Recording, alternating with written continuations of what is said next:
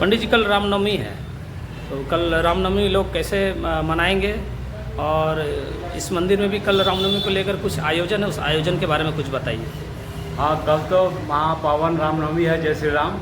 और चैत महीना का जो शुक्ल पक्ष कृष्ण पक्ष का जो नवमी तिथि है, यह बहुत ही पावन होता है और सभी भक्तगण इसको बहुत उत्साह से मना रहे हैं। आज से ही भीड़ लगा हुआ है और यह भीड़ मैंने सुबह से ही भीड़ लगा हुआ है और सभी यहाँ पे कल का जो प्रोग्राम किया गया, जो आयोजन रखा गया है, वहाँ पे कुछ भोग रहेगा और सुबह से हम लोग इस मंदिर में पूजा पाठ अर्चना सभी भक्तगण आ रहे हैं और सभी प्रचुर संख्या में आ रहे हैं और सभी स्थानों से यहाँ पे पहुँच रहे हैं और बहुत भक्तों का हर्ष उल्लास देख के बहुत आनंद आ रहा है। और साथ ही साथ हम लोग 10:30 बजे से पूजन पाठ शुरू करेंगे और फिर उसके बाद हवन करने के बाद प्रसाद वितरण होगा और शाम को भोग में भक्तजनों को भोग प्रसाद दिया जाएगा, वितरण किया जाएगा। और यह माने जो कार्यक्रम है सारा दिन का प्रोग्राम है। तो इस तरह से हम लोग रामनवमी कल बहुत हर्षोल्लास के साथ मनाने वाले हैं। दुर्गापुर कनिष्को मोड़ CR दास पंचमुखी हनुमान मंदिर में हम लोग हैं और कल रामनवमी के उपलक्ष्य में यहाँ एक बहुत बड़ा आयोजन होने जा रहा है अजय धीवर जी के नेतृत्व में। सर, क्या आयोजन हो रहा है यहाँ और रामनवमी का त्यौहार जो है आप लोग किस तरीके से मनाने जा रहे हैं? एक्चुअली हम लोग तो ये त्यौहार जब से हम लोग मंदिर को हम लोग चालू किए हैं, पहले तो इतना भीड़ भाड़ नहीं था, हम लोग छोटा करके ही चालू किए थे। लेकिन आज देख रहा है राम भक्तजनों व हनुमान जी का जो भक्तजनों जो है आदमी लोग, बहुत सा औरत भी यहाँ पर आते हैं पूजा पाठ करने, बहुत से पुरुष भी आते हैं, बुजुर्ग भी आते हैं। तो आज एक माहौल सा तैयार हो गया है और राम जी का पति और बजरंगबली का पति, इन जो भक्तजनों में एक तो श्रद्धा भक्ति का माहौल पैदा हो गया है। आज हम लोग कल का जो आयोजन है, हम लोग का नर नारायण सेवा है, जिस सेवा में हम लोग सुबह में हम लोग का यज्ञ होगा 10 बजे से और उसका बाद शाम का हम लोग प्रसाद वितरण करेंगे। फिलहाल 3000 का हम लोग का एस्टिमेट है, जो 3000 आदमी को हम लोग प्रसाद हम लोग वितरण करेंगे। इस तरह का आयोजन हम लोग यहाँ पर किए हैं। अच्छा, करीब कल 3000 से भी ज़्यादा लोग राम नवमी के उपलक्ष्य में यहाँ पर लोगों का आना होगा। हाँ, जो आप लोग प्रसाद वितरण का जो आप लोग कार्यक्रम रखना है और सुबह में ऐसे क्या कुछ खास कार्यक्रम है, जैसे कलश यात्रा वगैरह भी निकाला जाता है? नहीं, हम लोग का मेन बात है कि हम लोग का उस तरह का कोई आयोजन नहीं रहता है। मेन बात है हम लोग का तो आज कुछ ही साल हुआ है कि हम लोग इस तरह से पब्लिक का हम लोग को सपोर्ट मिल रहा है, लोकलिटी भी हम लोग का बहुत सपोर्ट मिल रहा है, बहुत बाहर से भी बहुत जन आ रहे हैं। तो हम लोग को इस तरह का हम लोग का प्रशासन से कोई हम लोग का ये नहीं है कि हम लोग यहाँ से जुलूस निकालते हैं, वैसा कुछ हम लोग का प्रोग्राम है नहीं। हम लोग का जो प्रोग्राम है एक बार हम लोग करते हैं, वो है यहाँ पर पूजा पाठ होता है और हम लोग इंसान जो भी आते हैं, भक्तजनों जो भी आते हैं, सबको प्रसाद हम लोग वितरण करते हैं। यही हम लोग का कार्यक्रम रहता है। 2-3 साल पहले हम लोग भी जब इस मंदिर के सामने से गुजरते थे तो हम लोगों ने खुद अपने आंखों से देखा है, एक छोटा सा मंदिर हुआ करता था।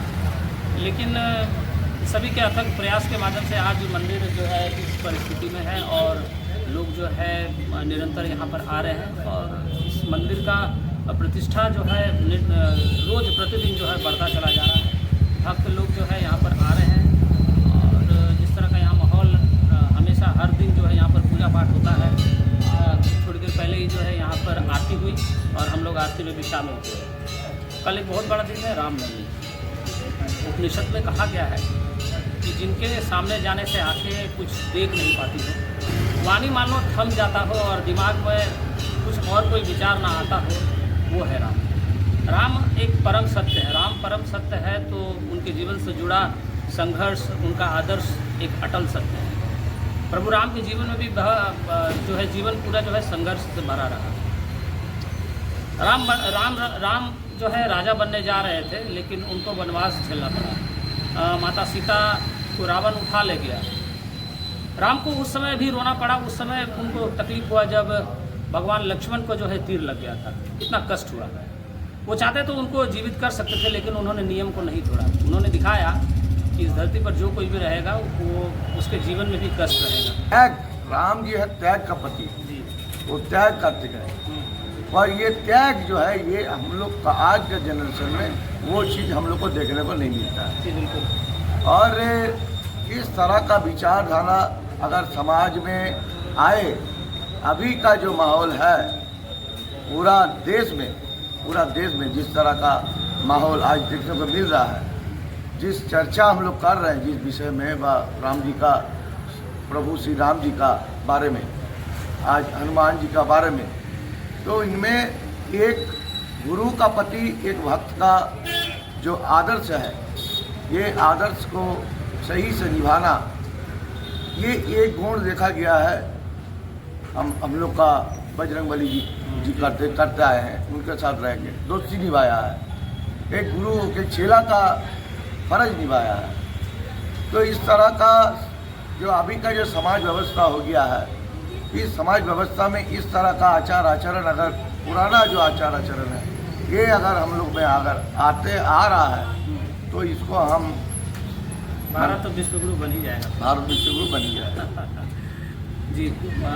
प्रभु राम का संपूर्ण जीवन जो है संघर्ष का सूचक है, और उन्होंने यह अपने जीवन के माध्यम से यह दिखाया कि इस धरती पर भले ही भगवान को ही क्यों ना आना पड़े, उनको भी जो है कष्ट झेलना पड़ेगा। क्या सर सही बोल रहे हैं? एकदम, क्योंकि उनका जन्म ही हुआ था इस अगर रामायण नहीं होता तो हम लोग राम जी को कैसे जानते, हनुमान जी को कैसे जानते। सही। तो हम लोग इस आचरण में अभी तो हम लोग कर रहे हैं, जो पूजा पाठ यज्ञ, इतना आदमी का सेवा, नर नारायण सेवा, ये जो कल्चर हम लोग में आ रहा है, ये तो उन्हीं का देन है।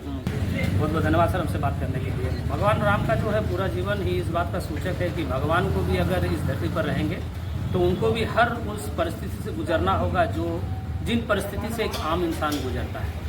कष्ट से गुजरना ही पड़ेगा।